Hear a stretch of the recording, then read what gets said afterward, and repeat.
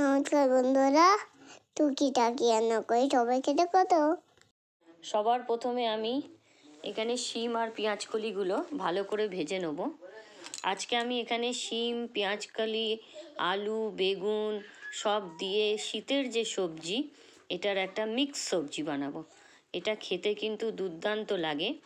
মানে ডালের সঙ্গে আপনারা যদি সকাল দুপুরবেলা গরম গরম ভাতের সাথে এইরকম একটা সবজি থাকে, তাহলে আর কিছু লাগে না।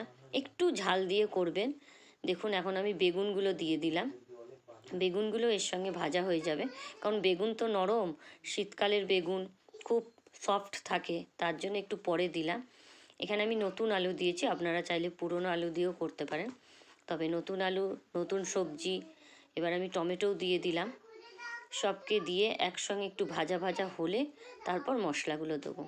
এইভাবে একবার বানিয়ে দেখবেন, খুব টেস্টি লাগে। এবার আমি নুনটা দিলাম, কারণ আলু দিয়েছি, টমেটো দিয়েছি, নুনটা দিলে তাড়াতাড়ি নরম হয়ে যাবে। দেখুন নুন দিয়ে দিয়েছি। এবার সবজিগুলো ভালো করে ভেজে নেবো, আর একটু ভালো করে হলুদও দিয়ে দিলাম। হলুদটা এই সবজিতে একটু ঝাল দেবেন, এটা ঝাল ঝাল হলেই তবে ভালো লাগে, নাহলে ঠিক শীতের সবজি তো সব মিক্সড করা, ঝাল না দিলে ভালো লাগবে না। আমি এখানে গুঁড়ো লঙ্কা দিয়ে দিলাম। গুঁড়ো লঙ্কাটা এই কারণেই দিলাম, বেশ কালারটাও সুন্দর আসবে। আর দু রকম লঙ্কার গুঁড়ো দিয়েছি, কাশ্মীরি মির্চি আর গুঁড়ো লঙ্কা।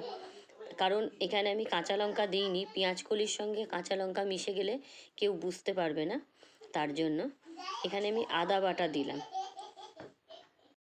আমি এখানে সর্ষের গুঁড়ো বা কিছু ইউজ করিনি, আমি সিম্পল বানিয়েছি, তাতেই এই শীতের সবজি খুব ভালো লাগবে, খুব টেস্টি লাগবে।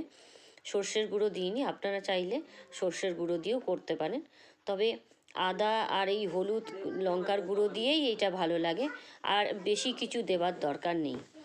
দেখবেন খুব টেস্টি লাগবে। আর সুন্দর করে ভালো করে ভেজে নেবেন সবজিগুলো, তাহলে টেস্টটা আরও ভালো হবে। অ্যাকচুয়ালি শীতকালে এত সুন্দর সবজি ওঠে, এই পেঁয়াজকলি এগুলো দেখুন পুরো সবজিটা মজেও গেছে ভালো করে। এটা একটু মাখা মাখা হলেই ভালো লাগবে, ঝোল করবেন না, ঝোল করলে ভালো লাগবে না খেতে। এটা মাখা মাখা দেখুন কতটা সুন্দর লাগছে।